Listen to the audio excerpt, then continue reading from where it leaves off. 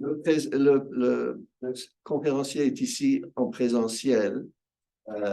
Martin Gibert, c'est un collègue à moi. Et, et il est aussi au Centre éthique de l'Université de Montréal. Peux-tu dire quelques mots à propos de ce centre? Donc voilà, le centre de recherche en est. Moi, je dépends de deux. Donc, je suis Université de Montréal. Je suis payé par IVADO, qui est l'Institut de valorisation des données, dont le directeur scientifique n'est autre que Yoshua Bengio. Mais après, concrètement, mon bureau est au centre de recherche en éthique à l'Université de Montréal, qui est un centre euh, interuniversitaire, c'est pas juste à l'Université de Montréal, et puis ça accueille des postdocs, et puis il y a des projets entre des profs et puis des postdocs sur tout un tas de sujets. L'éthique animale en est un exemple, l'éthique de l'intelligence artificielle en est un autre, mais il y a l'éthique politique, philopolitique, féminisme, tout un tas de... Et, et c'est un endroit de rêve quand on est philosophe, parce que ne serait-ce que le fait que régulièrement, il y a des nouveaux postdocs qui viennent, et puis on discute avec eux, puis ils ont des sujets intéressants, quoi. Je suis très, très satisfait de mon sort en étant là-bas. Voilà. Ce que toi, tu vas traiter maintenant? Alors aujourd'hui, je vous fais un peu un best-of là, de mes plus récentes recherches, dont j'ai appelé ça Introduction à l'éthique de l'intelligence artificielle. Je vais essentiellement les diviser essentiellement en deux, une partie sur les patients moraux, donc les systèmes d'intelligence artificielle comme des patients moraux, et puis ensuite comme des agents moraux. Je m'appuie sur le livre le plus récent que j'ai publié qui s'appelle Faire la morale aux robots. Ça, c'est la couverture de l'édition française, mais il est aussi disponible au Québec. C'est un petit livre qui est une introduction à l'éthique, une introduction à l'éthique des algorithmes, je vais vous préciser ce que j'appelle. Et puis, je défends même une thèse que je défends de façon encore plus solide dans l'article The Case for Virtuous Robots. Et je vais vous expliquer ce que c'est. Voilà, je commence? Oui, tu as déjà commencé. J'ai déjà commencé, oui, oui, oui. Alors, première question, qu'est-ce que l'éthique? Alors, habituellement, on va distinguer trois. Alors, l'éthique, c'est répondre à la question, quelle est la bonne chose à faire? Et souvent, on va distinguer des questions métaéthiques qui sont les questions les plus abstraites, qui vont, par exemple, être des questions de définition. Qu'est-ce que signifie le bien? Est-ce que une chose est bonne universellement ou est-ce que c'est relatif à un groupe donné, à une période donnée? Je ne vais pas vraiment en parler aujourd'hui, quoique l'éthique normative, c'est les grandes théories morales qui nous donnent des indications sur comment agir et comment agir dans quel type de situation, dans des situations d'éthique appliquée, où là, vraiment, on a un problème concret, une question concrète, je ne sais pas, l'avortement, les questions de bioéthique, ce seraient des questions d'éthique appliquée. Alors, ce qui m'intéresse aujourd'hui, oui. Une petite remarque à vous autres. J'ai reçu vos questions pour Martin. Je n'ai pas l'intention de les poser. Vous êtes là, posez-les. Oui, vous pouvez m'interrompre pendant la présentation, c'est pas mal. Même chose pour le distanciel, vous autres aussi. Posez les questions dès que ça vous vient à l'idée. Alors voilà, je vois. Donc c'est répondre à la question que dois-je faire? Mais la question que dois-je faire, on pourrait y répondre avec ce qu'on appelle des raisons prudentielles. Les raisons prudentielles, c'est les raisons qui sont dans mon intérêt. Alors si on répond à la question que dois-je faire avec des raisons prudentielles, on n'est pas en train de faire de l'éthique, on est en train de faire de regarder des raisons prudentielles. Les raisons morales, elles sont non prudentielles, elles sont désintéressées. C'est des raisons qui sont comme qui valent pour tout le monde, donc qui ont un certain degré voilà, qui sont pas intéressés. Alors, dans l'éthique appliquée à l'IA, on va se poser la question, quelle est la bonne chose à faire avec certains systèmes de traitement automatisé de l'information? Les systèmes d'intelligence artificielle, on peut dire, c'est des systèmes automatisés de traitement de l'information. Exemple, un système de guidage de voitures autonome. Alors, là, un exemple que j'utilise beaucoup dans le livre sur lequel je vais peut-être revenir. Est-ce qu'une voiture, comment on devrait programmer une voiture autonome pour réagir en cas de dilemme, mettons, entre un enfant et un vieillard? C'est une question d'éthique appliquée à l'IA. Autre exemple, système de génération, DALL-E, génération d'images, ChatGPT, génération de texte. Est-ce que ça soulève des enjeux éthiques spécifiques? J'y reviendrai à la fin. Système de recommandation, encore un autre type d'algorithme comme YouTube. J'ai un article en cours d'évaluation avec deux collègues où ce qu'on propose, c'est de dire que les gens qui regardent… Bon, YouTube, c'est probablement l'algorithme le plus puissant là, en termes de sa connexion avec l'attention des gens, parce qu'il y a des… Bon, c'est pas dire de bêtises, mais beaucoup, peut-être un milliard de personnes qui regardent YouTube régulièrement. C'est un algorithme. L'algorithme de recommandation de YouTube. Ouais. Est un algorithme très, très puissant parce que ce que les gens regardent, à 70%, ça vient des recommandations. Donc, si dans ces recommandations, nous, on propose dans ces recommandations de mettre 2% de vidéos qui seraient favorables à l'environnement ou qui alerteraient sur des enjeux environnementaux, et ça pourrait, multiplier par 1 milliard d'utilisateurs, ça pourrait avoir un effet non négligeable. Donc, exemple de éthique appliquée à l'IA sur un algorithme de recommandation. De façon générale, puisque l'intelligence artificielle offre de nouvelles options, offre de nouveaux pouvoirs, ben, ces nouveaux pouvoirs amènent de nouvelles responsabilités. Voilà, quand vous avez un responsable d'un algorithme qui touche 1 milliard de cerveaux, évidemment, il y a une responsabilité qui vient avec. Donc, ça va sur le… Ben, on pourrait en dire évidemment beaucoup, beaucoup plus sur l'éthique, mais c'est comme une première présentation. En éthique appliquée à l'IA, on peut faire un certain nombre là encore, de distinguer des domaines. Le domaine le plus général d'éthique appliquée, quand on parle d'éthique appliquée à l'IA, c'est de l'éthique de la technologie. Donc, l'éthique de la technologie, ça serait répondre à la question, qu'est-ce qui est bon, juste ou vertueux de faire avec telle ou telle technologie. Un sous-ensemble de ça pourrait être l'éthique du numérique ou l'éthique de l'information, où là, on va se restreindre au système d'information. Un sous-ensemble de ça serait l'éthique de l'intelligence artificielle. Donc là, qui pose la question, qu'est-ce qu'il est juste bon ou vertueux de faire avec tel ou tel système d'intelligence artificielle? Donc, YouTube, ChatGPT, si vous voulez. Et un sous-ensemble de l'éthique de l'intelligence artificielle, qui est celui auquel je me suis le plus intéressé dans le livre, qui est l'éthique des algorithmes. Là, donc, ce sont des questions d'éthique de l'intelligence artificielle, mais qui se posent au moment de la programmation. Et du coup, c'est de l'éthique avec un côté très détaillé, quoi. C'est-à-dire, à la limite, on met quel poids à telle règle dans notre algorithme de décision, et on peut se poser des questions extrêmement détaillées que les philosophes n'ont pas nécessairement l'habitude de se poser avec ce degré de précision. Alors, ceci étant posé, la distinction que j'évoquais tout à l'heure, qui est vraiment très importante en éthique, entre les patients et les agents moraux. Donc, patients moraux artificiels. Donc là, on est dans le domaine de l'éthique de l'IA, hein, vous vous souvenez, c'était le domaine intermédiaire.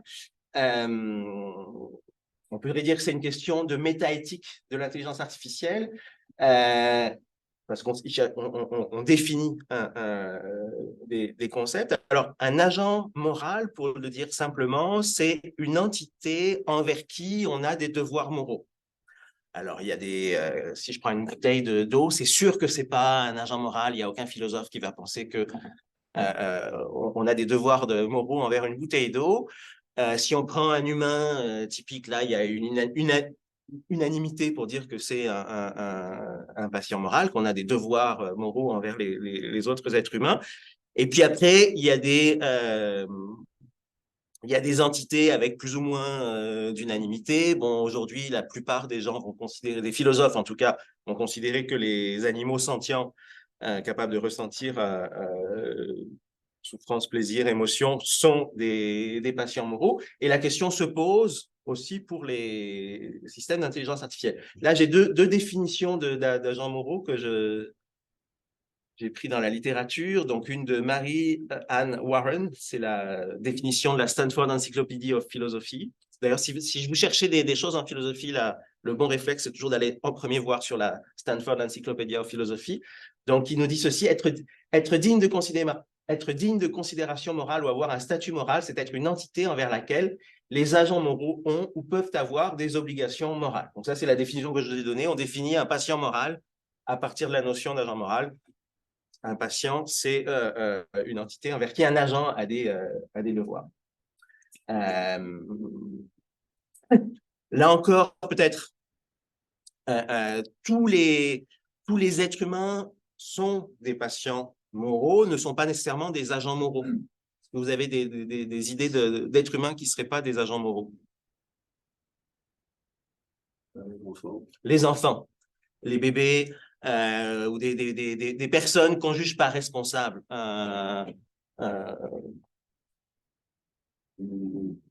Paralysé.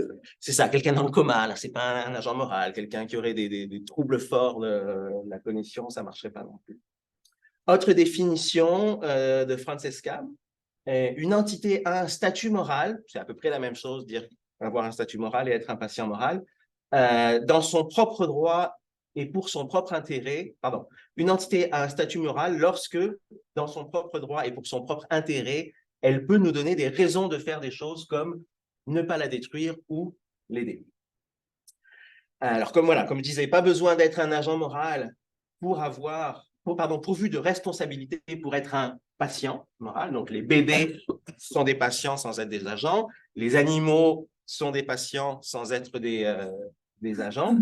Et avec mon collègue Dominique Martin, que vous verrez la semaine prochaine, on a écrit un article in Search for the Moral Status of AI, Why Sentience is a Strong Argument. Donc là, ce qu'on a fait dans cet article que je vais vous résumer rapidement, c'est qu'on a on s'est posé la question pour les systèmes, pour ces nouvelles entités que sont les systèmes d'intelligence artificielle, ou peu importe comment on les appelle, et si on se pose la question à partir de quels critères est-ce qu'on pourrait dire que ce sont ou pas des patients moraux. Et là, on a envisagé différentes options. Je cherche à donner le goût impoli aux autres. Vas-y. Ouais. Est-ce que la raison recule à... Oh oui, c'est ça ce que je... Non, la précédente. Vas-y. Oui, la définition... Non, voilà. La définition de CAM, est-ce que c'était présenté, parce que c'est clair que avec tous les humains qui sont déjà compris dans ça, on n'a pas besoin de raison des humains. Déjà, on leur donne. Donc, est-ce que la raison pour laquelle on a levé la question de raison, c'était juste pour ChatGPT et les choses comme ça? Les trucs qu'on a inventés qui peuvent manipuler des mots. Non, ça c'est 2007, c'est bien avant. Non, la notion de raison en éthique, elle est très souvent utilisée pour justifier pourquoi on devrait faire telle chose ou telle autre. Oui, mais quand le raisonnement mécanique n'est pas à l'horizon, à quoi ça servait pour affiner les critères de Warren? À quoi ça sert d'ajouter le fait qu'ils sont les humains qui sont déjà des patients moraux le sont parce qu'ils peuvent donner des raisons. Alors, la définition ne dit pas que c'est les gens qui doivent donner des raisons. Il existe des raisons objectives. Une entité, elle peut nous donner, mais c'est pas au sens où elle va parler là. C'est écrire, ça m'intéresse. Même ça vaut pour les animaux. Donne des raisons. Non, mais on peut avoir on a des raisons. Les animaux nous donnent des raisons de ne pas leur faire du mal, même s'ils ne l'expriment pas. Là. C'est comme, il existe des raisons objectives de ne pas leur faire du mal. Non, mais c'est quoi de donner une raison? C'est vrai que si je donne un coup de pied à un chien et il hurle, je sais pourquoi il hurle. Il ne donne pas une raison. Non, mais le fait qu'il... C'est vegan à vegan ici. Ouais. Mais la façon dont on utilise le concept de raison en philosophie, dont Frances Cam l'utilise ici, on pourrait dire le fait que le chien souffre, c'est une raison de ne pas le frapper. Voir le regard des autres aussi.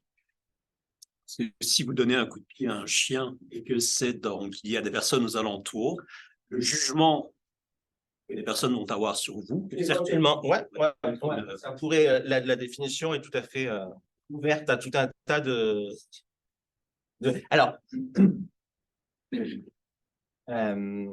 ça va? Ouais, ça va peut-être pas sur le fond, mais. Si je peux continuer juste sur l'idée. Le mal en lui-même, c'est une raison. C'est connu, c'est objectif là. Donc, le fait qu'il hurle, c'est un mal. Donc, il a mal, donc là, c'est une raison de ne pas faire la chose. Le fait qu'il est mal est une raison de ne pas faire la chose, oui, on serait d'accord. Ouais, je sais pas si c'est là. Mais après, ce qu'il y a, c'est que les philosophes vont se demander, OK, mais ça veut dire quoi exactement le mal, etc. Et là, dans les ordres de concepts primitifs qu'on va utiliser en éthique, alors souvent, il y a le concept de bien, de mal, effectivement, qui sont un peu primitifs, mais il y a des philosophes comme Frances Cam qui essayent d'utiliser le concept de raison morale. Moi-même, quand j'ai défini ce que c'était que l'éthique, j'ai dit, c'est répondre à la question que dois-je faire avec des raisons morales. Donc, le concept de raison, il est un peu considéré comme primitif. Et c'est des raisons qui peuvent être objectives, qui ne sont pas nécessairement des raisons données par l'entité à qui on fait du bien ou du mal. Alors,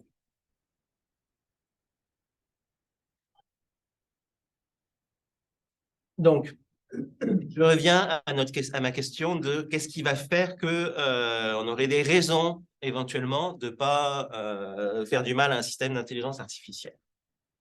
Et là, on a regardé dans la littérature, qu'est-ce qu'on peut trouver. Alors, il y a certaines théories qui sont des théories relationnelles qui vont dire qu'on doit du respect à une entité si on est en relation avec elle. C'est pas quelque chose qui nous semble sur lequel on est resté bien longtemps parce que précisément si le statut de l'entité dépend de la relation, ben on parle pas vraiment de son statut. C'est-à-dire que si le fait que je donne, mettons, un statut de patient moral à mon chat, c'est parce que c'est mon chat et que j'ai une relation spécifique avec lui.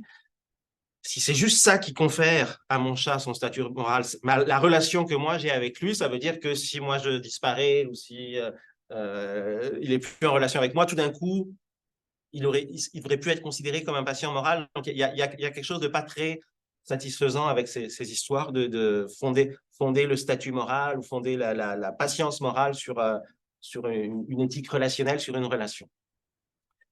Autre deuxième critère qui peut être considéré, ce serait l'idée de dire, bon, ben, une entité a un statut moral, une entité est un patient moral, si elle est intelligente ou si elle a un certain degré d'intelligence.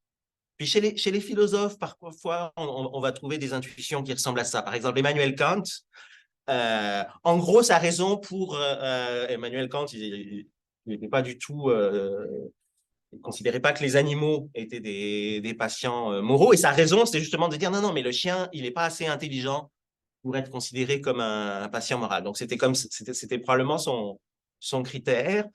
Là encore, ce n'est pas un critère qui nous... Alors, comment est-ce qu'on définit dans l'article l'intelligence? On s'appuie sur une définition de Max Tegmark. Il dit que c'est la capacité d'accomplir des buts complexes. Puis là, évidemment, on peut avoir des systèmes d'intelligence artificielle qui correspondent à cette définition-là, qui sont capables d'accomplir des buts complexes, sauf que le critère de l'intelligence ne nous paraît pas satisfaisant pour plusieurs raisons, en particulier qu'on ne voit pas le rapport entre le fait d'être intelligent et puis le fait d'avoir un certain statut moral ou être un patient moral. De même, chez les humains, on ne va pas considérer que parce qu'une personne est plus intelligente qu'une autre, ça lui confère un plus haut statut moral. Donc, ce n'est pas un critère qui nous paraît satisfaisant. Un troisième critère, c'est la propriété d'être vivant. Oui, pardon, il y avait une question. La propriété d'être vivant, là encore, on utilise une définition de Tegmark pour avoir une définition un peu large de ce que c'est qu'être vivant, comme capacité à répliquer sa complexité. Et là, on peut avoir des systèmes d'intelligence artificielle qui ont cette capacité-là de se répliquer. Alors, là, est-ce que c'est un bon critère? La réponse est un peu moins ferme que pour être en relation et être intelligent, parce que, alors, admettons que, en un certain sens, on assume que certains systèmes d'intelligence artificielle peuvent être dits vivants, parce qu'ils sont capables de répliquer leur complexité, puis que c'est notre définition. En quoi le fait d'être vivant pourrait conférer un statut moral, pourrait conférer pourrait faire qu'on dise que cette entité est un patient moral. Alors, en éthique environnementale, on a des réflexions qui ressemblent à ça. Il y a notamment tout un courant qu'on appelle le biocentrisme, qui considère que les patients moraux, l'ensemble des patients moraux est assez large parce que c'est l'ensemble de tous les êtres vivants. Donc, ça inclut évidemment les êtres humains, mais évidemment aussi les animaux et évidemment tout un tas les végétaux, tout ce qui est... serait probablement, alors ça je ne sais pas, les virus c'est entre deux, mais sur genre des bactéries ou des affaires, ils sont un peu obligés de dire ça, c'est un patient moral. Alors, évidemment, ça c'est une raison de dire peut-être qu'ils exagèrent un peu. Là, en tout cas, l'argument c'est quoi? C'est de dire, une entité vivante, on peut lui faire un tort puisqu'on peut la tuer. Par définition, si elle est vivante, on peut la tuer. Donc, on peut considérer que une entité vivante a un certain intérêt à rester vivante. Et en ce sens-là, ça donne une base pour le biocentrisme et pour un certain respect des entités vivantes par rapport aux entités non vivantes. Alors, ça pose plein de difficultés, le biocentrisme. En particulier, on pourrait être prêt à dire que oui, ok, l'arbre en tant qu'arbre, il a simplement parce qu'il est vivant, on lui doit un certain respect. Mais comment est-ce qu'on gère la compétition entre différents êtres vivants, je sais pas, les champignons qui pourraient vouloir manger l'arbre donc là, on est un peu embêté. Ceci dit, on peut être aussi embêté avec des êtres, avec des animaux qui sont en compétition. Et surtout, oui, on voit pas quel genre de contraintes ça pourrait nous imposer de considérer que on doit un respect envers tous les êtres vivants. Mais bon, ce qui n'empêche pas qu'il peut y avoir quand même des auteurs qui considèrent que c'est l'ensemble des patients moraux devrait inclure l'ensemble des êtres vivants. Il y a une théorie en éthique de l'IA qui ressemble un peu à ça, qui est très large, qui va dire, qui est même plus large encore qui inclut pas simplement les êtres vivants, qui inclut toutes les entités porteuses d'informations. C'est la théorie d'un philosophe qui est à Oxford, qui s'appelle Luciano Floridi. Alors là, pour le coup, tout a une valeur morale, quoi. Il suffit d'avoir d'être porteur d'informations. Il appelle ça l'ontocentrisme. Artificiel. Même ce qui est artificiel, voilà, porteur d'informations. Je pense que tout est porteur d'informations, là, tous les objets. Alors là aussi, c'est comme tellement large que c'est pas trop ce qu'on peut faire avec ça. Et pareil, comment gérer les conflits entre entités porteuses d'informations. En tout cas, le critère qui nous paraît le plus porteur et le plus intéressant, c'est le dernier qu'on examine, la capacité d'être sentient. Donc, encore une fois, le fait de ressentir des choses, des émotions, du plaisir, de la peine. Et là, on l'avait tantôt avec l'exemple du chien. Ce qui est intéressant avec le critère de la sentience, c'est qu'on comprend tout de suite le lien entre ce critère et puis nos devoirs moraux. Le fait que le chien soit capable de ressentir la douleur, on voit bien que c'est une raison de ne pas lui infliger parce qu'il a clairement un intérêt à ne pas ressentir la douleur. Puis je dis le chien, mais comme tous les êtres sentients. Alors, quand on accepte et quand on regarde la littérature en éthique de l'IA, les auteurs qui ont travaillé sur cette question, en général, la plupart d'entre eux s'accordent sur ce critère de la sentience. Ce qui ne veut pas dire qu'il ne pourrait pas y en avoir d'autres, ce qui ne veut pas dire que c'est complètement incompatible avec, par exemple, le critère être vivant, mais ça semble être le bon critère. Pour appuyer ça, on peut voilà. Si on accepte le critère d'être être sentient, pour dire qu'un système d'intelligence artificielle est un patient moral, donc il faut qu'il soit sentient, ce qui existe probablement, ce qui existe. Définition de sentience. Sentient, ce que j'ai dit, la capacité de ressentir, en particulier plaisir, peine et puis des émotions. C'est certains ressentis qui comptent comme sentience et d'autres ressentis qui ne comptent pas comme sentience.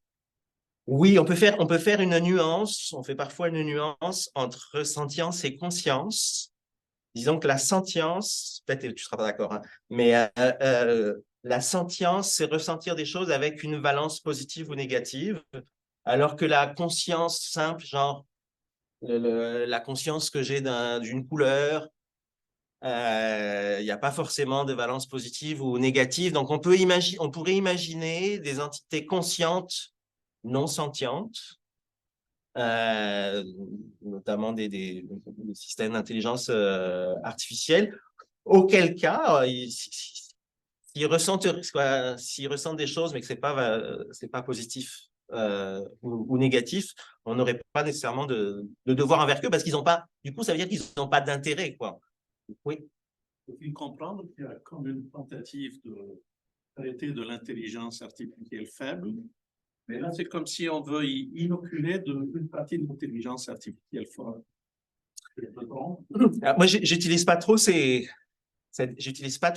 distinction, mais disons que là, la question, c'est on va être face à une entité nouvelle, un robot, un système d'IA, puis on se dit, OK, est-ce qu'on on le traite comme un simple outil ou est-ce qu'on a un devoir supplémentaire? Et la réponse de la thèse sentientiste, c'est de dire on doit le traiter avec certains égards si on a de bonnes raisons de penser qu'il est sentient. Donc, effectivement, si on a de bonnes raisons de penser que c'est une intelligence artificielle forte.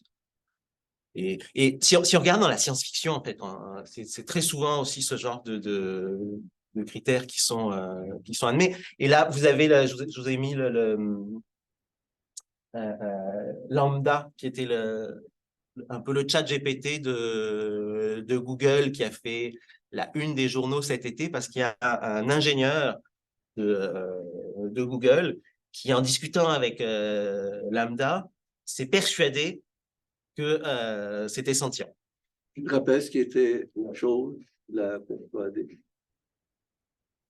Ben, le Lambda lui disait, je pense, je ressens des choses, il faut m'aider à sortir et tout ça. Il a demandé, pourquoi as-tu peur? Il a dit qu'on... Comme des planches, oui, tout à fait. Alors, aujourd'hui, sur cet épisode-là, quand on sait comment fonctionnent ces systèmes, s'il a répondu « j'ai peur que tu me débranches », c'est simplement qu'il avait lu suffisamment de bonnes histoires de science-fiction où c'est toujours la question « est-ce que tu me débranches, est-ce que tu me débranches pas ?» et au cœur, là, comme dans 2001, l'Odyssée de l'espace. Et donc, il est allé puiser là-dedans. Donc, c'est pas parce qu'un système d'IA dit quelque chose qu'il faut le croire, évidemment. Mais bon, pour revenir, on pourrait dire « ah non, une entité artificielle sentiente, on devrait continuer à pas la respecter. Pourquoi? Parce que elle a été créée par nous. Alors, ça serait un peu absurde, mais du coup, Nick Bostrom et Yudowsky ajoutent un principe supplémentaire en disant il faut qu'il y ait un principe de non-discrimination par le substrat et un principe de non-discrimination ontogénique. Donc, c'est sûr que si si on veut conférer, si on veut dire qu'une entité artificielle est un patient moral, il faut accepter l'idée que de quoi est faite l'entité est indifférent et d'où vient l'entité est aussi indifférent. On pourrait imaginer voilà, qu'on va faire des discriminations basées sur le substrat ou d'où ça vient, mais ça serait selon Bostrom et Yudowsky, et puis selon les auteurs qui ont réfléchi là-dessus, ça paraît très, très, très arbitraire. Alors, Peter Singer avait écrit un petit texte là-dessus en 2009. Donc, lui aussi était tout à fait d'accord pour dire que la sentience était le bon critère. Et comme il disait, la question difficile, bien sûr, est de savoir comment nous pourrions dire qu'un robot est réellement conscient et pas seulement conçu pour imiter la conscience. Et puis, finalement, les questions de ChatGPT, de Lambda, c'est un peu ça. Une petite correction, et c'est pas juste une question. La question difficile ou le soi-disant problème difficile n'est pas ça. Et tu ne parles pas de ça, tu parles du problème des autres esprits et non pas du problème difficile. Ouais. Le problème difficile est d'expliquer pourquoi et comment. C'est pas nécessairement le philosophe. Pourquoi et comment est-ce que c'était adaptatif évolutivement d'être sentient? Qu'est-ce que ça a ajouté aux capacités de survie et de reproduction des organismes? Ça, c'est le problème difficile. C'est vraiment difficile de répondre à ça, même si ça paraît une évidence pour nous. Le problème des autres esprits, c'est le thème de la... Ouais. Bon, la phrase extrait du contexte, je ne suis pas sûr que c'était confus dans le contexte, mais c'est vrai que quand on voit question difficile, on pense au problème difficile. Donc, effectivement, le problème des autres esprits, comment est-ce qu'on va faire pour s'en rendre compte? Puis on n'a pas de bonne solution. Sur cette question des patients moraux, j'avais écrit avec mes collègues Valérie Giroux et François Jacquet un petit article dans La Conversation qui a été repris dans l'Amorce, revue contre le spécisme dont je m'occupe, qui s'appelait Animaux, végétaux, robots, envers qui avons-nous des devoirs moraux? Mais après ce que je vous ai dit, vous pouvez deviner. Donc, animaux, si on est sentient 6, c'est clair qu'on a des devoirs envers eux. Végétaux, on n'a pas de raison de penser qu'ils sont sentients, donc on n'a pas de devoir. Et robots, bah, pour l'instant, on n'en a pas. On n'en a pas envers Lambda, on n'en a pas envers ChatGPT, mais peut-être qu'éventuellement, un jour, on en aura.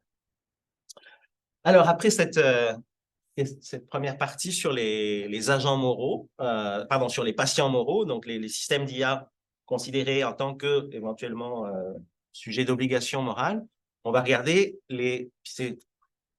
actuellement, c'est cette question qui est la plus discutée, la plus importante. On va regarder les systèmes d'IA en tant qu'agents moraux. Et en particulier, on va parler des agents moraux artificiels. Cette notion d'agents moraux artificiels, elle a été popularisée en 2008 par Wallace et Allen dans leur livre Moral Machines. Et ils présentaient les choses ainsi. Les systèmes d'aujourd'hui approchent d'un niveau de complexité qui, selon nous, exige que les systèmes eux-mêmes, pour prendre des décisions morales, soient programmés avec des sous-routines éthiques, pour reprendre une expression de Star Trek. Cela élargira le cercle des agents moraux au-delà des humains. Vous vous souvenez, tantôt on disait les agents moraux, c'est des humains adultes en bonne santé, mettons. Mais là, on pourrait avoir des agents moraux artificiels. Cela élargira le cercle des agents moraux au-delà des humains jusqu'au système artificiellement intelligent que nous appelons agents moraux artificiels. Et donc, dans l'article The Case for Virtuous Robots, et aussi dans le livre Faire la morale aux robots, ça c'est la version québécoise, je soutiens deux thèses. D'une part, on peut construire des agents moraux artificiels avec une architecture morale fondée sur l'éthique de la vertu. Je vais vous expliquer un peu plus ça tantôt. Donc, on peut faire des robots vertueux. Et deuxième point dans l'article en particulier, on a de bonnes raisons de faire des robots vertueux par rapport à des robots qui seraient fondés sur conséquentialisme ou déontologisme. Oui. Juste une petite question. Si on est devant un algorithme fort dans le sens technique, c'est des milliards de dollars et il est dans pas mal de pays. et qui touche par exemple les retraites, est-ce que on peut dire que, premièrement, c'est éthique? Et si c'est pas éthique, est-ce qu'on peut le rendre, par exemple, un robot vertueux et doit nécessiter de voir à la réglementation ou le contrôle?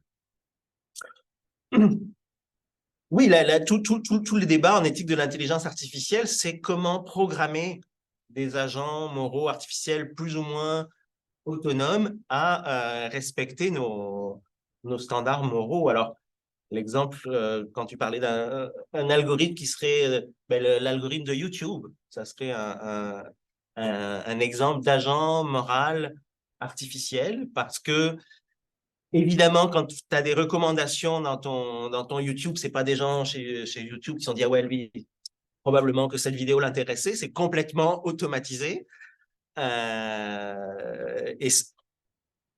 Et ça a des effets sur ce que les gens voient. Et donc, on peut imaginer qu'on modifie les paramètres pour... Mais on le fait déjà parce qu'il y a plein de choses qu'on ne voit pas. Mettons sur YouTube, on ne va pas voir de pornographie, on ne va pas voir de violence extrême, choses comme ça. Donc, il y a de la modération, il y a déjà tout un... Mais comparé à l'exemple que vous avez donné, c'est que c'est encore plus dangereux parce que ça touche des pays, des humains, et ça touche la pauvreté. C'est encore plus dangereux peut-être qu'un système de recommandation comme YouTube. Alors, je pense pas qu'il y ait à l'heure actuelle, qu'il y ait d'algorithmes qui soient utilisés j'en sais rien, mais qui soient utilisés dans plein de pays pour les retraites, etc. J'imagine à chaque fois, c'est par pays. Là, ils veulent quand même préserver une certaine sécurité. Ça fait partie des enjeux politiques là, avec l'intelligence artificielle qui possède les données, qui possède les algorithmes. Mais en tout cas, ce qu'il faut qu'on retienne, c'est que se posent des questions en éthique de l'IA, précisément parce que les systèmes d'IA sont capables de faire des choses, sont des agents et que du coup, on peut les programmer.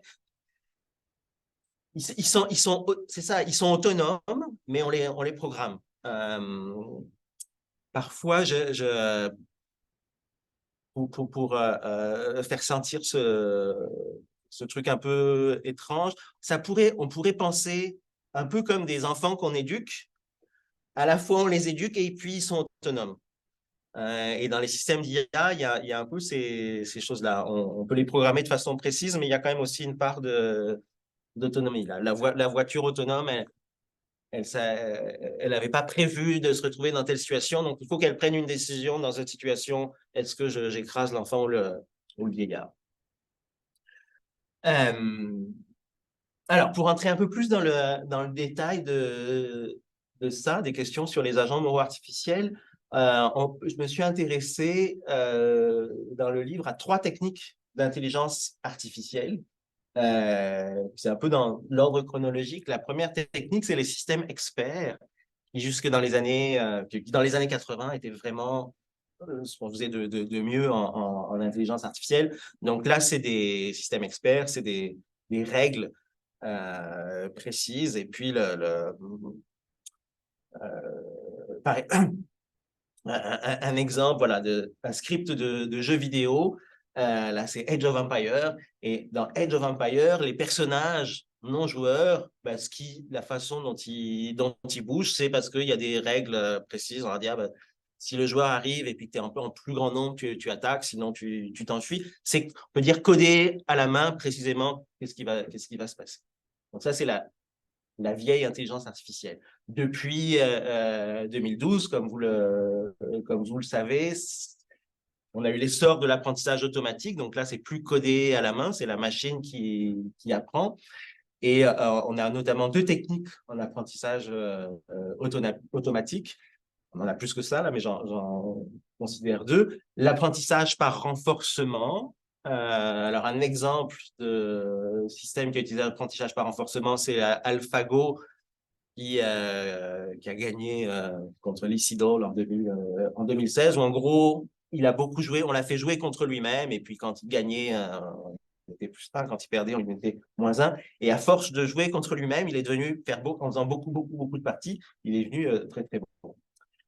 Autre technique d'apprentissage automatique, l'apprentissage supervisé. Donc ça, c'est ce qui est le plus utilisé dans nos téléphones et tout ça, là, quand quand on fait de la traduction automatique, de la reconnaissance d'images, c'est de l'apprentissage supervisé. Donc, vous avez peut-être déjà entendu parler comment, mais en gros, on prend des exemples et puis la machine, des exemples avec des étiquettes, là, donc on donne plein d'images de chiens avec l'étiquette chien, et la machine finit par être capable toute seule d'identifier quand il y a un chien. Oui, petite remarque. Ouais. Parce qu'on est en informatique cognitive. Vous connaissez ça bien. Tu parles des pommes versus les fruits ici. Parce que l'apprentissage par renforcement est une variété d'apprentissage supervisé sériel.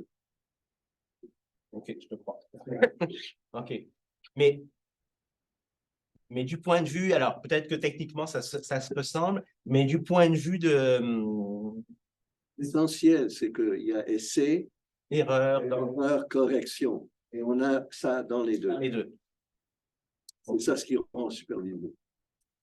Alors, alors, parce que moi, ce qui m'intéresse là-dedans, c'est qu'on peut faire un parallèle entre ces trois techniques avec les théories morales traditionnelles. Donc, théorie morale traditionnelle, trois grandes familles, déontologisme, conséquentialisme ou utilitarisme, qui est une version du conséquentialisme, et éthique de la vertu. Vous l'avez sans doute déjà entendu, mais je vous le refais rapidement. Donc, si on prend une situation classique en philo de dilemme de tramway. Ils ne connaissent pas. Ah, vous ne connaissez pas du tout. C'est des informaticiens. Ok, alors on va le faire ensemble. Vous allez voir, c'est amusant. Donc, prenons la situation là-haut. Et puis, en gros, la question, c'est quelle est la bonne chose à faire, en sachant que le tramway, si on le laisse rouler, il va écraser les 5. Et on peut actionner un levier. Il va se détourner. Malheureusement, il va en écraser un, mais c'est moins. Donc là, quand on demande aux gens, c'est quoi la bonne chose à faire? Ben, pas tous, mais 80% vont dire, ben, il faut actionner le levier. Raison pour laquelle c'est la bonne chose à faire, ben, ça fait 4 morts on épargne 4 vies.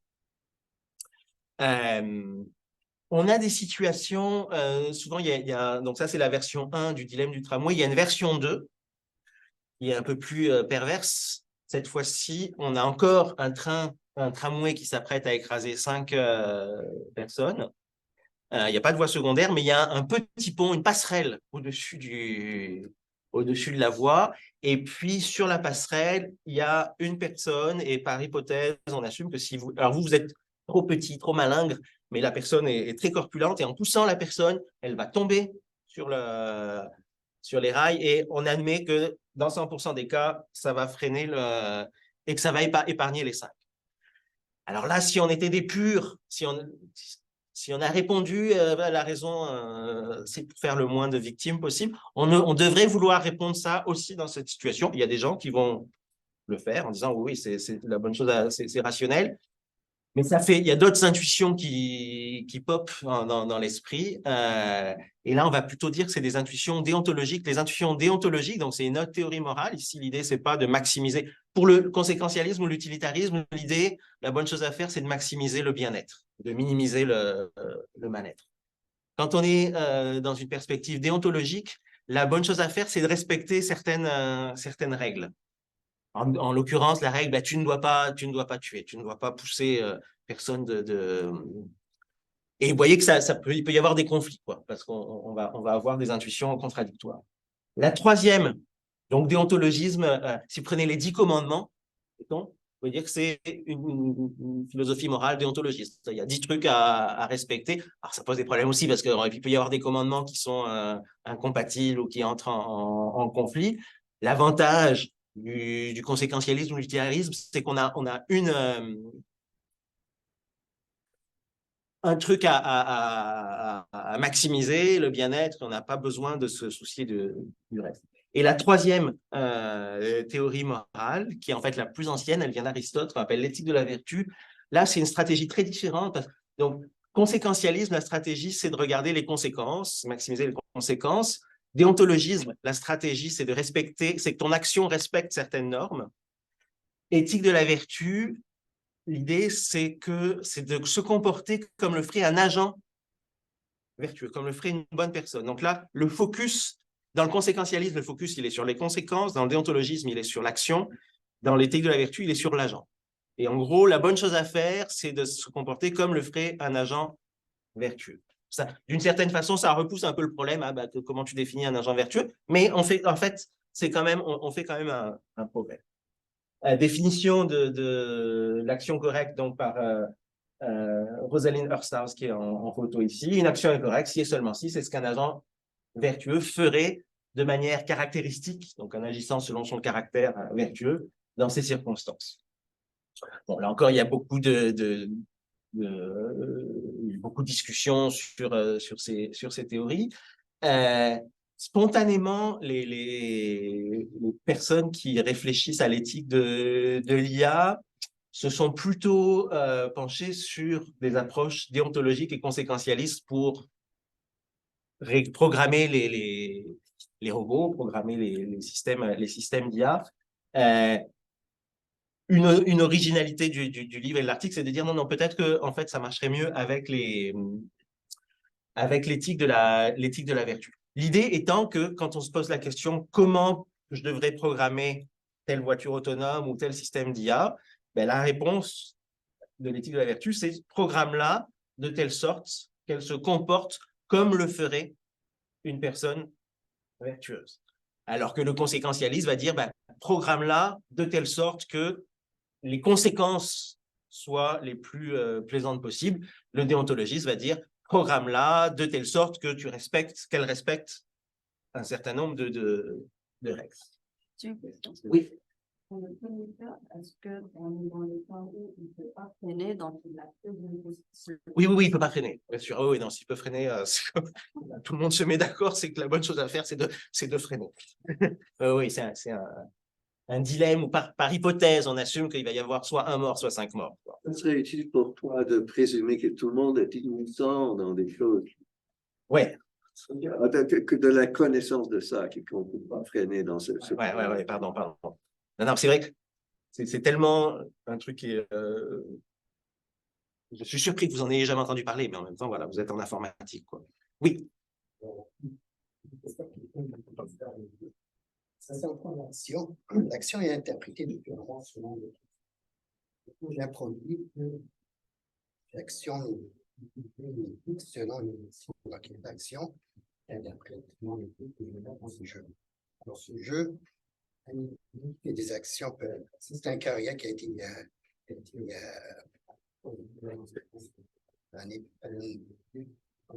c'est un jeu qui a été retourné pour une action que quand un ennemi est touché, au lieu d'avoir du son rouge, c'est un son vert, je pense, bleu. Alors que c'était sur des CD, donc c'est des mouvements qui étaient retrouvés. Une action, il y a une action que nous, on juge que c'est une action qui est juste, mais une autre culture dans un autre monde qui est mal interprétée. Parce que ça, si je veux vendre le produit, universellement, c'est ça, ça cause un problème. Non, c'est qui valide ça? C'est qui valide l'action politique dans un algorithme? Alors, là, je n'ai pas de réponse précise. Ça dépendrait de tel ou tel logiciel. Là encore, la question, par exemple, est-ce que YouTube va mettre des critères, on parlait de modération de YouTube, est-ce qu'il modère différemment selon les pays? Probablement. Probablement que si on est dans certaines cultures où il y a des choses qu'il ne faut vraiment pas montrer, ben, l'algorithme de YouTube ne va pas les montrer aux personnes dans ces cultes. Mais c'est clair que ça pose des problèmes importants. Mais dans ta question, il y avait aussi l'embryon d'une question métaéthique qui est très fondamentale, qui est en gros de savoir est-ce que les réponses morales, les raisons morales sont universelles ou relatives à Comment on dit, c'est quoi le critère? Nous, on a parlé des agents moraux. Maintenant, il y a derrière ça l'humain. C'est quoi qui valide les critères de ces personnes? C'est quelque chose qui. Alors, Alors, ça, il y a deux positions par rapport à cette question, qui est en gros celle de savoir si il y a comme on disait, des raisons morales qui sont transcendantes. L'exemple que j'aime bien donner, c'est, mettons, l'esclavage. On pourrait dire, aujourd'hui, l'esclavage, tout le monde est d'accord pour dire que c'est très mal. Mais dans la Grèce antique, même quelqu'un comme Aristote, voilà, Aristote, il avait des esclaves, il trouvait ça bien correct. La question, c'est est-ce que à l'époque d'Aristote, on peut dire que l'esclavage était correct, puis aujourd'hui, il ne l'est plus.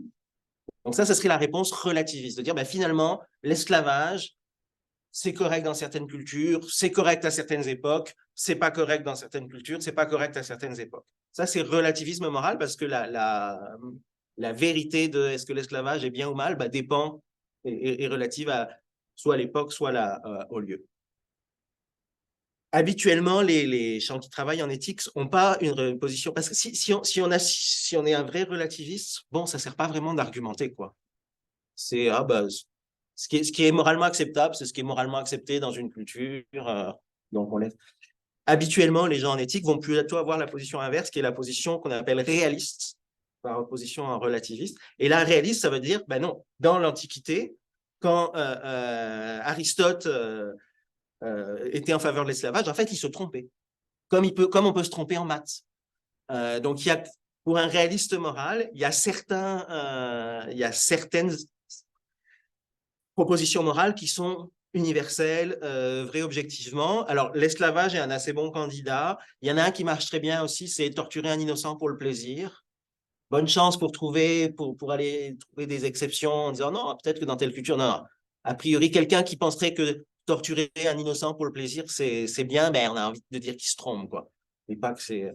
Après, c'est sûr qu'il y a plein de cas plus difficiles, controversés, où là, c'est plus délicat de dire quelle est la bonne chose à faire, mais il faut quand même faire une distinction entre le fait de dire oui, il y a des vérités morales, oui, il y a des choses qui sont objectivement mauvaises, mettons comme l'esclavage, et le fait de dire je connais ces choses-là. Donc, on peut tout à fait avoir une position, puis en général, c'est ça la position des gens en éthique, une position qui consiste à dire il y a des choses qui sont objectivement mal et objectivement mauvaises. Par contre, pour savoir précisément c'est quoi les choses objectivement mal, objectivement mauvaises, là, un peu d'humilité épistémique, là, peut-être que parfois on n'y arrive pas. Regardez, Aristote, qui était pourtant très malin, il ne s'était pas rendu compte que l'esclavage, c'était mal. Donc, en général, c'est ça la position. Et moi, ce que j'aime bien dire, c'est qu'au moins, minimalement, ce dont on a besoin en éthique, c'est de pouvoir dire qu'il y a des arguments qui sont meilleurs que d'autres. Si on est relativiste au point de dire non, tout se vaut et que il n'y a pas d'arguments qui sont meilleurs que d'autres, autant faire autre chose, quoi. Faites de l'informatique. Mais si on est en éthique, on s'intéresse aux arguments et on essaie d'avoir de bons arguments. Donc, mais oui. Elle est universelle. Chercher à faire ça, et c'est ça l'idée. Quand on fait de l'éthique, on cherche à répondre à… Mettons, quand on se demande est-ce que ChatGPT est un bon système ou un mauvais système, oui, on a envie de donner une réponse qui soit universelle. Sur la base de quoi? Universelle, quelque chose qu'on répond pour un domaine précis ou pour un pays ou une culture précise? Excusez-moi d'interrompre, on entend très mal les questions qui sont posées dans la salle. Alors, je vais parler un petit peu plus fort. Ouais. Donc, je parle de l'éthique, vous cherchez à faire une éthique unique, universelle, où vous prenez, c'est-à-dire en fonction de la culture ou du pays ou le domaine. Donc, la réponse change. Alors, on va tenir compte des deux. C'est sûr qu'on ne peut pas ne pas tenir compte du contexte. Avoir des lois très abstraites, complètement indifférentes au contexte, peut-être qu'on va mal faire, mais on assume que il y a une bonne réponse à la question quelle est la bonne chose à faire. Après, quand tu disais une éthique, non, parce que justement, hélas, il y a plusieurs théories morales. Comme je disais, il y a un conséquentialiste, déontologue, éthicien de la vertu, ils ne vont pas forcément se mettre d'accord sur c'est quoi la bonne chose à faire, même s'il y a plein de situations où oui, en fait, ça converge. Mais donc, typiquement, voilà, le déontologue et le conséquentialiste, sur un dilemme du tramway, ils pourraient ne pas être d'accord, et puis c'est effectivement embêtant, mais idéalement, ce qu'on cherche, c'est une réponse qui soit satisfaisante pour tout le monde, et puis qui soit effectivement la même, quoi. Il y aurait quelque chose d'un peu... Adaptatif. Pour être apportatif, il y a des éléments où, je ne sais pas, question de quelque chose, non, il faut et puis il y aura différentes, voilà, je sais pas. Mais si je vais prendre l'utilitarisme, qui est peut-être la théorie la plus facile à manipuler, parce qu'elle donne une réponse quand même assez simple à chaque fois, en disant la bonne chose à faire, c'est celle qui maximise le bien-être. Alors, le bien-être de qui? Des patients moraux. Là, encore plus, donc, la morale pour moi, est vraiment, c'est pas Non, si vous êtes tous les deux utilitaristes, normalement, vous devriez vous mettre d'accord, en fait. Si vous êtes, pour être d'accord, donc si vous êtes tous les deux utilitaristes, tous les deux, vous pensez que la meilleure action, c'est celle qui va maximiser le bien-être des entités qui possèdent du bien-être. Après, vous pourriez ne pas être d'accord sur les moyens, mais vous êtes d'accord sur la finalité. Vous pourriez ne pas être d'accord sur ce qu'on appelle les patients moraux.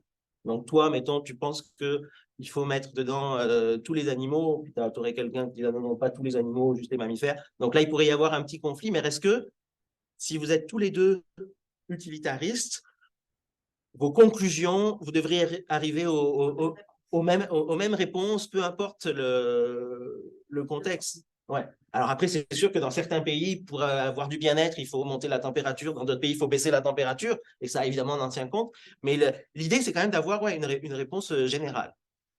Et même chose avec le déontologisme. Donc là, il faudrait s'accorder sur c'est quoi les grandes règles.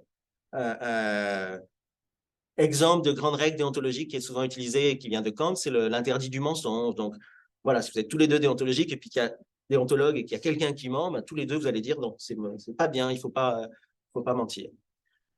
Et pour éthique de la vertu, c'est un peu plus délicat parce que on peut tout à fait imaginer que, encore une fois, éthique de la vertu, la bonne chose à faire, c'est qu'est-ce que ferait une personne vertueuse dans une situation similaire? On peut imaginer deux personnes vertueuses différentes qui feraient des choses différentes. Donc là, ça veut dire, si on suit cette définition, que peut-être il y a plusieurs actions correctes. Quand on se demande quelle est la bonne chose à faire, parce que des personnes vertueuses feraient des choses différentes et que là, si on respecte juste la définition, ça veut dire qu'il y a éventuellement plusieurs actions correctes. Oui. Les gens qui c'est la dernière étape du développement. Le développeur doit impérativement passer la méthode du principe agile, la méthode Scrum. C'est itérative et incrémentale. Chaque étape est un feedback produit en algorithme. Maintenant, si on trouve une nuance ou quelque chose qu'on peut améliorer dans l'algorithme, est-ce que je dois juste corriger techniquement que ça doit fonctionner, je dois encore corriger ce qui est éthique. Maintenant, je vais retourner à celui où je dois regarder en voir, quel que soit X, je dois juste faire fonctionner mon système qui reste équilibré. Il n'est pas encore développable. Maintenant, on est en train de développer un effort qui est un peu pas adéquat à un développement. On développe en sport et en agir. Donc, est-ce que ça, je veux dire, c'est dans l'itératif, je suis impératif.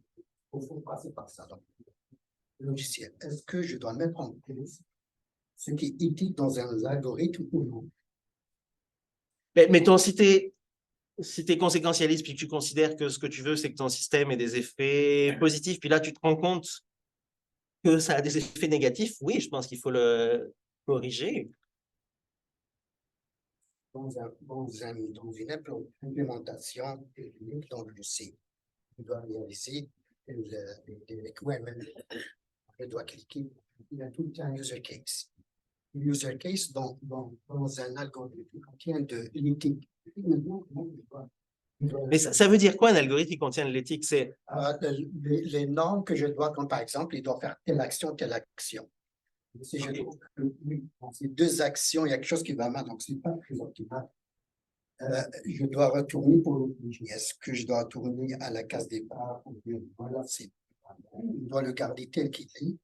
et faire le test réel comme un robot dans la vraie vie, et par expérience et jugeant que ça fonctionne. Maintenant encore, c'est un bon problème parce que si le produit est déjà fini, c'est très coûteux d'aller le chercher, le projet. Parce que dans un développement logiciel, c'est incrémental. Sinon, c'est très coûteux. À chaque fois, il développe une petite quantité, il doit la montrer à un client, ok, ça c'est bon, je passe à un autre, jusqu'à la fin que je termine mon produit final. Bon, alors, pour la... Comment travailler là? J'ai pas de réponse et comment faire dans votre équipe, je sais Est-ce qu'on peut faire marche arrière pour... mais moi, en tout cas, si ton système fait pas ce qu'il est censé faire, ou si ton système est discriminant, ou si ton système a trop de bugs, ouais, faut le changer, quoi. Tant pis si ça coûte cher. Si tu as une voiture autonome, peut-être pour prendre un exemple concret, mettons que, et puis ça peut faire marcher les trois théories, mettons que ton objectif, c'est de programmer un genre de chat GPT, un robot conversationnel. Et puis là, tu te poses la question, OK, est-ce qu'il va toujours dire la vérité, ce robot conversationnel? Mais ça, c'est une question difficile, parce que même pour un humain, est-ce qu'il faut toujours dire la vérité? Alors là, on peut faire marcher les trois théories morales. Parce qu'un déontologue, en tout cas un kantien, Emmanuel Kant, le chef des déontologues, pour lui, c'était très clair que le mensonge, c'était toujours mal. Donc, si tu dois régler ton chat GPT à la manière d'un déontologue, ben, tu vas t'arranger pour qu'il dise tout le temps la vérité et qu'il mente jamais, y compris peut-être à l'enfant qui demande est-ce que le Père Noël existe? Ben là, le chatbot kantien, non, non, non, le Père Noël, ça n'existe pas et tout ça, quitte à rendre l'enfant triste.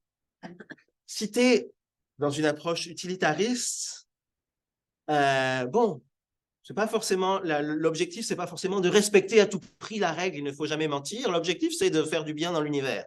Et peut-être que pour faire du bien dans l'univers, bah, c'est correct de dire à l'enfant, ouais, le Père Noël existe. Si tu es dans une perspective éthique de la vertu, c'est encore une autre stratégie.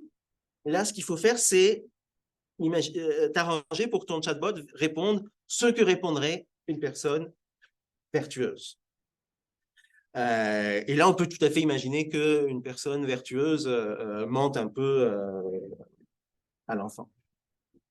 Donc voilà, mais c'est sûr que c'est très macro, là, ce que je présente. Donc, dans comment il y a itération ou pas dans le travail quotidien, ça...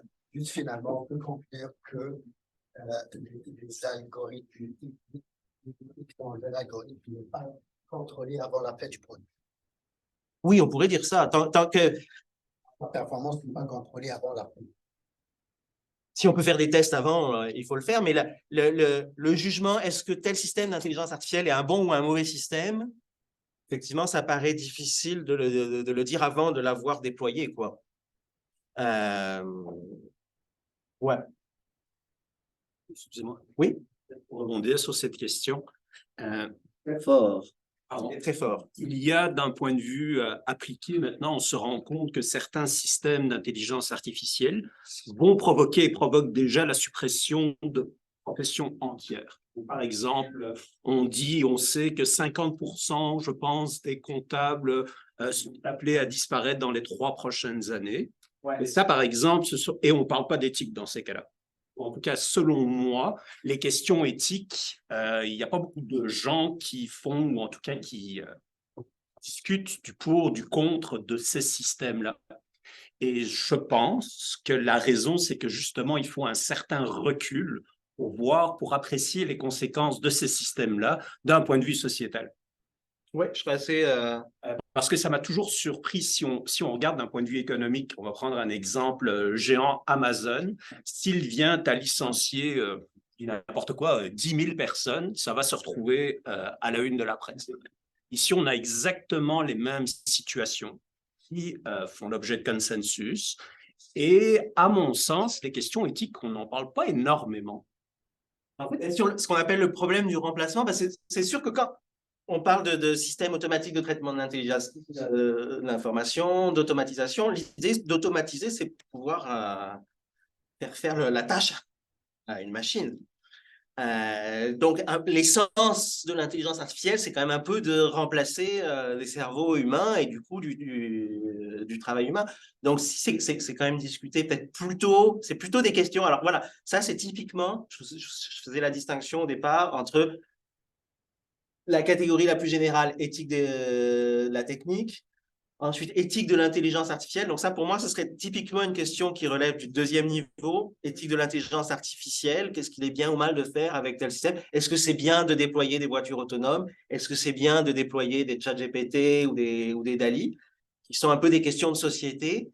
Et après, l'éthique des algorithmes, ça, ce serait plus, OK, quand j'ai mon ChatGPT, comment je traite le mensonge? Est-ce que je le programme pour qu'il mente ou pas? Mais les questions de niveau intermédiaire, là, la question du remplacement, elles sont traitées de même. Autre question au niveau intermédiaire, ce serait les questions de l'impact environnemental, mettons, de ces systèmes-là. Et il y a des gens qui travaillent, là-dessus, mais c'est un peu plus des questions politiques. Alors que là, je m'intéresse plus à des questions d'éthique des algorithmes dans le détail. Alors, pourquoi est-ce que j'ai évoqué tantôt les trois techniques d'intelligence artificielle avant d'indiquer trois théories morales? C'est parce qu'il y a moyen de mettre en rapport l'éthique déontologique et les systèmes experts. L'éthique déontologique, on disait, c'est comme tu ne dois pas mentir, c'est des règles, les 10 commandements. Les systèmes experts, c'est aussi pas mal des règles qui se combinent entre elles. Donc, il y a comme une affinité naturelle entre les systèmes experts et puis le déontologisme. Est-ce qu'on peut dire plus que ça? Je ne sais pas. En tout cas, il se ressemble. De même, entre le conséquentialisme et l'utilitarisme et puis l'apprentissage par renforcement, on voit aussi une affinité parce que il y a un objectif dans les deux cas qui est clairement assigné, une fonction d'objectif. Donc, pour le AlphaGo gagner, on pourrait dire que l'utilitarisme, sa fonction d'objectif, c'est de maximiser le bien-être. Donc là encore, on peut faire un parallèle entre cette technique d'IA et puis cette théorie morale. Et troisième parallèle, entre l'apprentissage l'apprentissage supervisé, donc avec des exemples, et l'éthique de la vertu. Vous savez que l'éthique de la vertu nous dit la bonne chose à faire, c'est d'agir conformément à un bon exemple, en fait, un exemple de personne vertueuse. Donc, d'où l'idée que j'essaie de rassembler dans ce tableau. Donc ça, c'est un tableau qui est dans le livre « Faire la morale au robot », un genre de tableau récapitulatif. Oui? Une question par rapport à l'étude des algorithmes. Si on prend par exemple un logiciel, par exemple le système de recommandation de YouTube, ultimement, ce qu'ils veulent faire, c'est maximiser leur profit et limiter les poursuites judiciaires à la conclusion de ça. Est-ce que ce serait vrai de dire que l'aspect moral ou éthique de l'algorithme est plus axé sur la légalité? Et dans ce cas-là, est-ce que c'est plus de la déontologie parce qu'on suit des règles ou c'est plus de l'utilitarisme parce qu'on veut maximiser, minimiser des raisons? Alors, intuition correcte de dire que quand c'est légal, c'est proche du déontologisme. Et puis, en ce sens-là, c'est clair que l'algorithme de YouTube, il doit respecter des législations. Après, droit et éthique, c'est quand même pas tout à fait la même chose. Il y a des décalages. Le fait que YouTube cherche à maximiser les profits de ses actionnaire, ça, c'est pas une raison morale. C'est vraiment une raison prudentielle. Là, je distinguais au départ raison prudentielle, raison morale, mais c'est vrai que les raisons prudentielles, elles peuvent être dans cette même logique. Là où YouTube serait un logiciel utilitariste, c'est si l'objectif, c'était de maximiser le bien-être. Quand je disais qu'avec des collègues, on a un article en cours, on dit il faudrait que l'algorithme montre des vidéos favorables à l'environnement. Là, on est en train de dire, si on voulait l'interpréter de façon utilitariste, on est en train de dire ça serait bien d'introduire un peu d'utilitarisme, un peu de bien-être collectif dans mais spontanément, l'algorithme de YouTube, il est pas spécialement moral. Là. il vise simplement, effectivement, à faire gagner de l'argent. Et sa façon de faire gagner de l'argent, c'est que les gens restent le plus longtemps possible sur YouTube, parce que plus ils restent longtemps, plus ils voient de publicité. C'est les publicités qui génèrent de l'argent. Et pour que les gens restent très longtemps sur YouTube, on se rend compte que ça vaut la peine de leur mettre des vidéos un peu fausses, par exemple, qui font beaucoup appel aux émotions, des théories du complot, des choses comme ça, parce que les gens aiment ça. Et dès l'instant où YouTube, mais c'est ça, YouTube maintenant, son objectif, c'est plus uniquement, ça n'a jamais été uniquement de faire du profit, même si probablement c'est quand même le plus important, mais ils introduisent des règles. Donc, sur les fausses informations, normalement, maintenant, c'est des vidéos qui sont censées être au moins qui ne sont pas recommandées par l'algorithme, mais parce que pendant un certain temps, l'algorithme regardait juste la propension des gens à aller jusqu'au bout de la vidéo, et puis ça pouvait être la pire vidéo si les gens la regardaient, il allait la recommander.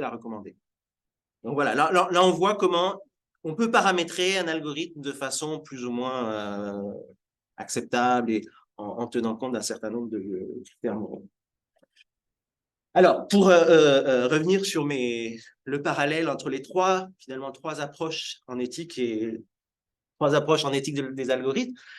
Donc là, on retrouve nos trois théories morales, déontologisme, utilitarisme, éthique de la vertu. Définition du bon robot pour le déontologisme, c'est un robot qui va respecter des normes, mettons ne pas mentir, ne pas tuer.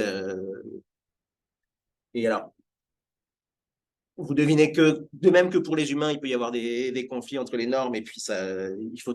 du coup, l'idée, ça peut être de hiérarchiser les normes. Les lois de la robotique d'Asimov. Vous avez déjà entendu parler de ça. Genre, un robot ne doit jamais faire du mal à un être humain, un robot doit toujours obéir à un être humain, et un robot doit préserver sa vie. De mémoire, c'est à peu près ça. Une bonne idée d'Asimov, c'est de les avoir hiérarchisés. De leur dire, bon, tu as le droit, tu peux suivre la règle 2 seulement si tu as d'abord bien suivi la règle 1. Donc ça peut être une façon de limiter les conflits. Sauf que si vous avez lu un tout petit peu des nouvelles d'Asimov, en général, l'idée, c'est tout le temps de montrer les limites de ces règles-là et comment il y a des situations où elles ne peuvent pas s'appliquer, où elles sont en conflit, etc. En tout cas, le robot déontologiste, il respecte des normes. Le robot utilitariste, il cherche à promouvoir le bien-être. Le robot arhétaïque, c'est le terme savant pour éthique de la vertu, il cherche à agir comme le ferait une personne vertueuse. Là, on peut dire qu'on a une normativité directe dans les deux cas et indirecte dans l'éthique de la vertu, parce que, comme je disais, l'éthique de la vertu, elle repousse un peu le problème en disant, bon, la bonne chose à faire, c'est fait comme font les autres. Donc, il y a un aspect indirect comme ça. Pour résoudre des dilemmes moraux, on va chercher à trouver un équilibre entre les normes. Ici, on va calculer le bien-être global. Et là, on va demander à des personnes vertueuses qu'est-ce qu'elles feraient dans cette situation. Programmation centrée sur l'action, déontologie, sur les conséquences pour l'utilitarisme et sur l'agent pour l'éthique de la vertu. Et voilà, on peut suggérer une approche ici plutôt type système expert fondé sur des règles, ici plutôt apprentissage par renforcement fondé sur un objectif, et dans le troisième cas, apprentissage supervisé fondé sur des exemples. Un des chercheurs importants en éthique de l'IA aujourd'hui, qui a écrit Human Compatible et dont le nom m'échappe, Stuart Russell. Donc Stuart Russell, dans son livre, si vous avez un livre à lire, du mien, en éthique de l'IA, je vous recommanderais, peut-être même vous pourriez le lire avant, le Stuart Russell Human Compatible. Et lui, il se situe un peu là-dedans. Il essaye vraiment de faire de penser des systèmes d'IA qui correspondraient à une approche de ce type-là. Est-ce qu'il y a des questions sur ça? Bon, si vous n'avez jamais entendu parler effectivement des trois théories morales, j'ai conscience que ça vous fait beaucoup d'informations d'un coup, là. Mais déjà, si vous partez avec les trois théories morales à peu près claires dans votre tête, c'est déjà... Donc, s'il vous plaît, bien. Oui. si j'ai bien compris. Très fort, s'il te plaît. D'après ce tableau, donc, on a soit un robot qui respecte la déontologie ou sur la base utile. Donc, on ne peut pas avoir un robot qui a les trois choses. Alors, bonne question. Si, c'est pas impossible d'imaginer des robots mixtes où en gros, il faudrait les programmer pour dire, bon, ben, dans certaines situations, tu vas agir comme un déontologue, dans d'autres comme un conséquentialiste et dans d'autres comme un éthicien de la vertu. Peut-être que ça va en partie répondre. Là, dans cette dernière diapo ou avant-dernière, pourquoi est-ce que je suis favorable à une programmation éthique de la vertu plutôt qu'une programmation déontologique ou conséquentialiste? En sachant que, en fait, je suis très OK avec un mixte. Mais quels sont les avantages des robots vertueux? Donc, j'ai identifié quatre arguments. Premier argument, c'est qu'il semble assez réalisable, c'est-à-dire qu'on peut imaginer, on identifie un groupe de personnes comme étant plus vertueuses que la moyenne. On n'a pas forcément besoin d'avoir des saints et des héros de vertu. Pour que ça fonctionne, il suffit d'être un peu mieux que la moyenne. Donc, on peut imaginer qu'on a des personnes un peu plus vertueuses que la moyenne, et on leur demande, en gros, dans cette situation, enfant vieillard, mettons, comment, selon toi, ce serait quoi la bonne chose à faire?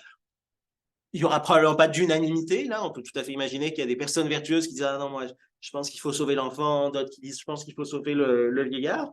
Mais ce qu'on peut faire, c'est implémenter un algorithme qui tienne un peu compte de ça. Donc, si 50% des personnes vertueuses considèrent qu'il faut absolument tout le temps sauver l'enfant, on peut programmer l'algorithme pour que dans 50% des cas, il sauve absolument l'enfant, que dans 30% des cas, il tire au sort, et dans 20% des cas, il sauve le vieillard, si ça correspond à ce que faisaient les personnes vertueuses. Donc, alors que pour les autres théories,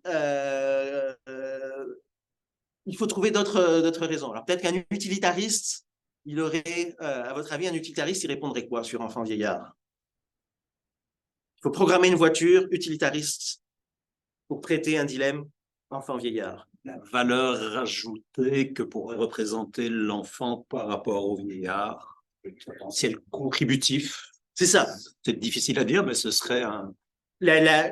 Puisque ce qu'on cherche à maximiser, c'est la quantité de bien-être, donc d'heures de bien-être, si on veut. Si le vieillard, il lui reste en moyenne moins d'années à vivre, on a une raison de favoriser l'enfant en assumant qu'il est en bonne santé et puis que sa vie va être plutôt épanouissante. Donc voilà, là, vous voyez, on aurait un argument utilitariste qui nous ferait plutôt aller dans sauver l'enfant. Pardon? Donc, on y va dans la combinaison de ces points-là, le robot avec l'utilitarisme avec...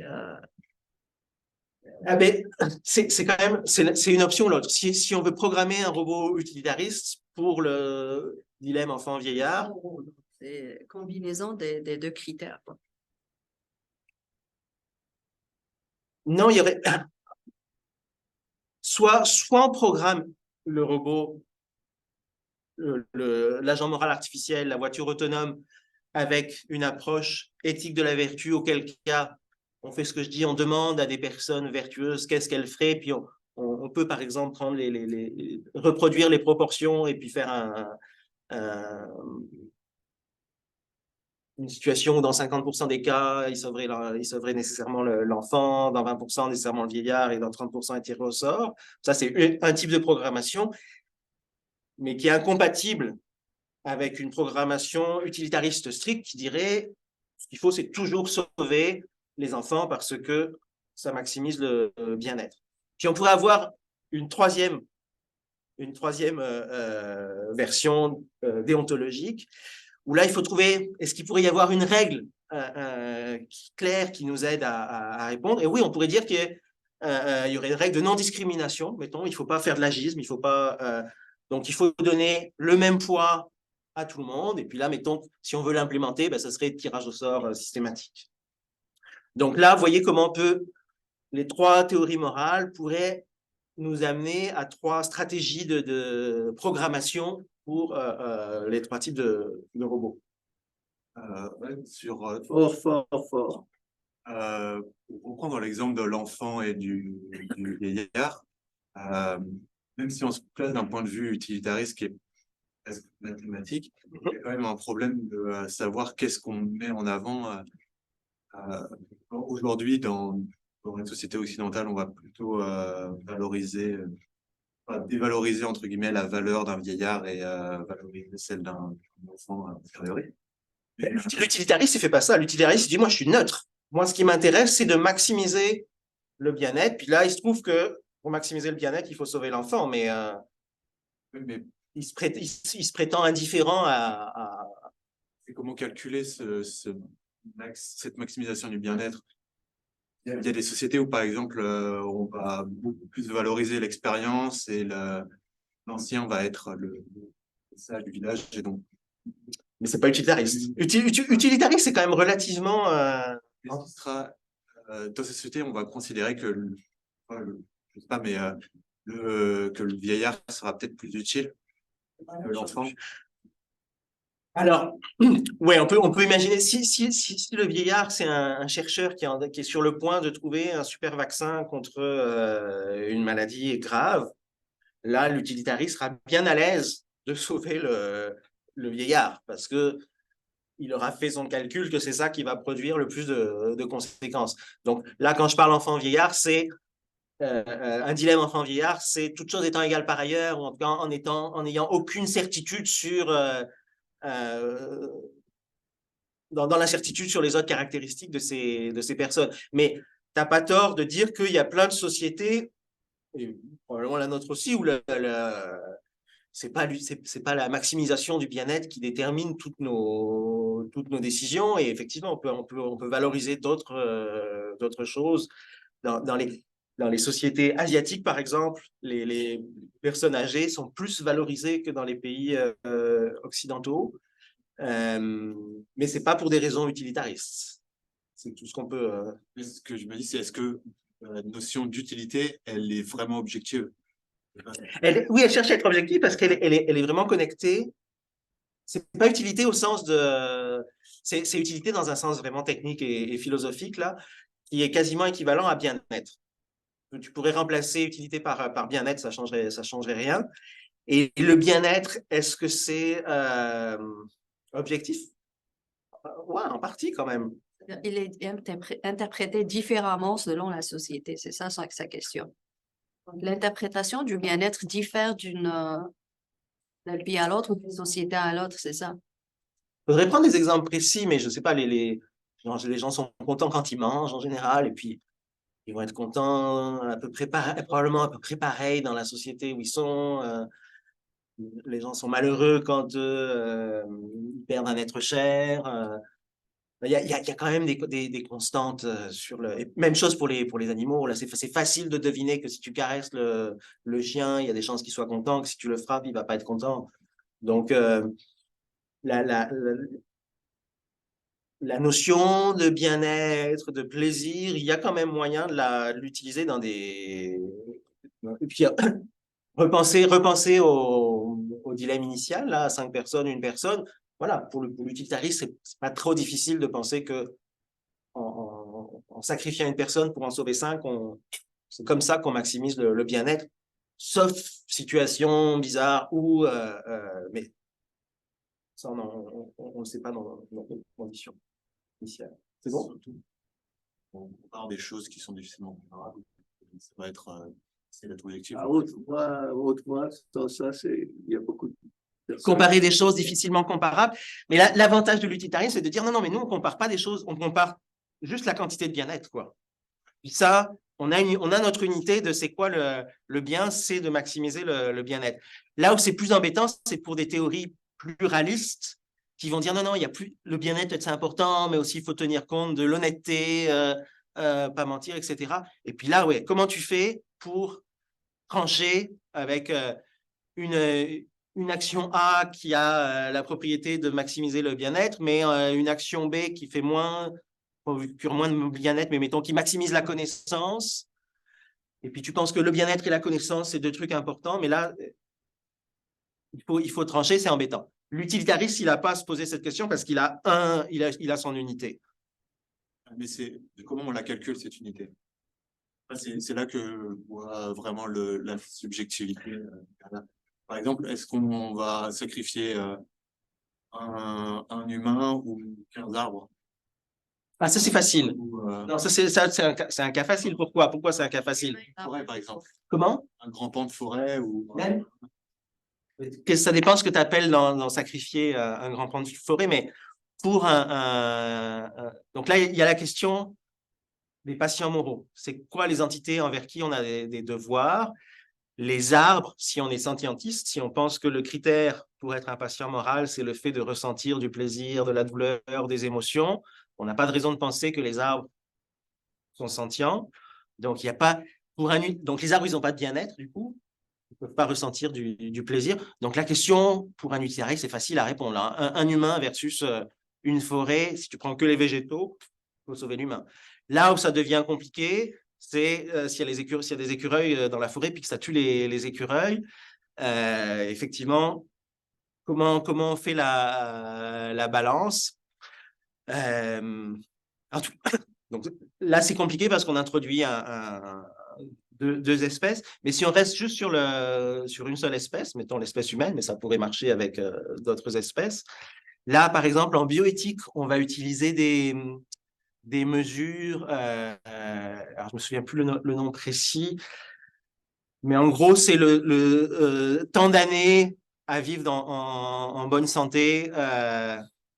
On calcule ça. Mettons, je sais pas, tu dois acheter une grosse machine dans ton hôpital. Tu as le choix entre acheter 2 grosses machines dans ton hôpital et puis tu veux résoudre ça de façon rationnelle, utilitariste. Ce sur quoi tu peux t'appuyer, c'est sur ce que ça va rajouter comme nombre d'années, fraction d'années, en bonne santé pour une personne.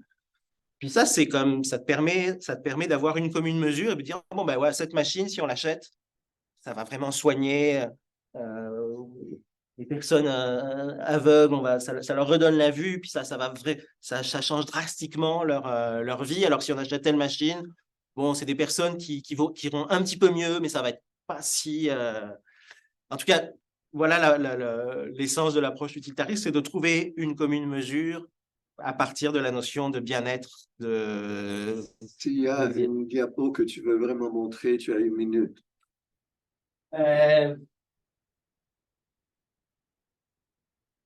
Ouais, alors j'avais un mot sur ChatGPT. Donc, ChatGPT, c'est clairement pas un patient moral, il ressent rien, il ressent pas d'émotion. Ça veut pas dire qu'il n'est pas capable de simuler les émotions. Et donc, je me suis intéressé récemment à l'intelligence. On peut parler d'une intelligence émotionnelle de ChatGPT. Puis, ça peut faire du sens de dire que un peu comme un psy qui a de l'intelligence émotionnelle en répondant correctement à un humain, ben, ChatGPT, en tout cas, il est moins bon qu'un psy, mais son discours est teinté émotionnellement, puis il ne dit pas forcément de grosses bêtises. Alors, on pourrait se demander comment est-ce qu'on applique ça? Est-ce qu'on pourrait faire un ChatGPT qui se comporte comme le ferait une personne vertueuse? Ben ça, c'est l'approche éthique de la vertu en éthique des algorithmes. Donc, un chatbot vertueux, un ChatGPT vertueux, c'est un ChatGPT qui répondrait comme le ferait une personne vertueuse. Le mensonge, on l'avait déjà évoqué. On disait pas besoin d'avoir des émotions pour avoir de l'intelligence émotionnelle, pour simuler des émotions. C'est un article, une tribune que j'ai publiée dans la presse il y a comme 2-3 semaines. Je faisais valoir quelque chose qui peut être une promesse intéressante, c'est en termes de santé mentale, si on a une entité, si on a un chatbot qui est bon pour répondre aux gens, pensez qu'est-ce que serait une société, et ça va peut-être arriver parce que ça marche bien là, puis ça marche de mieux en mieux. Pensez qu'est-ce que serait la société, ou qu'est-ce que sera la société si tout le monde, à partir de l'adolescence, on avait accès à un genre d'amis virtuels de psy virtuel à qui on peut se confier, qui ne vous juge pas. Un truc intéressant de ces agents moraux qui ne sont pas des patients moraux, c'est qu'ils ne vous jugent pas. Donc, pour les relations thérapeutiques avec un psy, ça peut être... ça peut donner confiance, ça peut être intéressant. Donc, peut-être qu'on est à l'aube d'une révolution de la santé mentale grâce à des entités comme ça.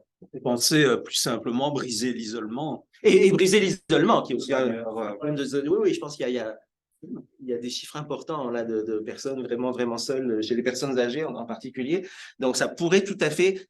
Quand ça va être, à mon avis, quand ça va être combiné avec un système de reconnaissance de la voix et que genre, on aura juste une oreillette et puis on pourra à tout moment lui poser des questions et dire, OK, et comment je devrais me comporter avec telle personne, ou on lui raconte des choses et puis il nous donne son opinion. Ça peut être puissant, en sachant que ça va être bizarre parce que c'est quand même une entité qui est non consciente, qui ne comprend rien. Hein. ChatGPT, non seulement il n'a pas d'émotion, mais il ne comprend rien. Mais malgré ça, il est capable de nous donner des réponses pertinentes. Donc là, il y a vraiment, pour les philosophes, là, c'est quand même, pas que pour les philosophes, c'est une entité vraiment excitante. Alors, pour finir, résumé, en éthique de l'intelligence artificielle, la sentience semble être un bon critère pour faire d'un système d'intelligence artificielle un patient moral artificiel, on avait vu au début. En éthique des algorithmes, tous ensemble, on devrait s'inspirer de l'éthique de la vertu pour programmer les agents moraux artificiels. Donc peut-être pour ChatGPT, on aurait un ChatGPT qui se comporte comme un agent comme une personne vertueuse. On a évoqué les robots, je disais probablement les robots mixtes qui empruntent aux 3 théories morales, c'est une bonne chose. Là où les agents moraux artificiels fondés sur l'éthique de la vertu me semblent vraiment pertinents, c'est pour les robots sociaux. Donc, les robots à qui on interagit, on a probablement plus envie d'interagir avec une entité qui se comporte comme le ferait une personne vertueuse qu'avec une entité qui va systématiquement maximiser le bien-être ou avec une entité qui va systématiquement suivre des règles. Donc, il y a quelque chose de socialement probablement plus acceptable dans l'approche par l'éthique de la vertu. C'était un des arguments de la slide précédente que j'ai dû passer. Et voilà, on pourrait aussi imaginer des architectures morales mixtes. Et le dernier truc que je voulais vous signaler, c'est que en plus du livre et des articles, j'ai cette année fait un cours d'introduction à l'éthique de l'IA en ligne qui est disponible gratuitement sur la plateforme Edulib. Donc, c'est 19 capsules d'une vingtaine de minutes, capsules vidéo, donc qui parlent de beaucoup de sujets. Là, c'est vraiment très éthique, c'est éthique de l'intelligence artificielle at large. Et voilà, je vous invite à aller regarder ça si vous voulez en savoir plus. Il y a aussi des lectures à faire, mais voilà, c'est comme une 25-30 heures de travail. Merci. Enfin, on peut applaudir parce que le conférencier est présent.